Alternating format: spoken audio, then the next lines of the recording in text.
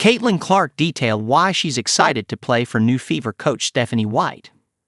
More than half of the WNBA is changing coaches this offseason, as 7 of the league's 13 teams parted ways with their head coach from the 2024 season, and the Golden State Valkyries are entering the league with a new coach as an expansion franchise. Among the teams that fired their coach after the season was the Indiana Fever, as they let Christy Sides go after guiding Indiana to a second-half push that saw them nab a playoff berth before a first-round loss. The Fever figured to be a highly coveted job as it provides an opportunity to coach the last 2 Rookie of the Year winners, Caitlin Clark and Aaliyah Boston. On Monday, the team officially introduced Stephanie White as their head coach after White parted ways with the Connecticut Sun to return home to Indiana to take the Fever job for the second time in her career.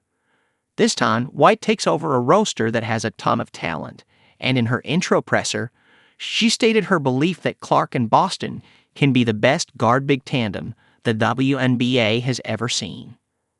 Those two were at White's introductory presser and spoke with ESPN's Michael Vopel about their excitement to play for White, with Clark explaining that the detailed approach the Sun always had in facing the Fever makes her believe White can help them improve some of their weaknesses quickly.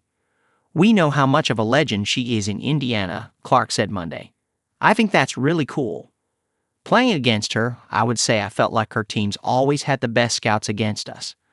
I think that just speaks to her knowledge of the game and her way to analyze, and she clearly was on to something.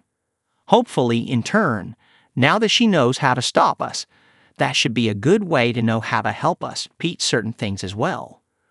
Boston added, "There's nothing better than playing for a coach that you can already tell she's going to pour into us.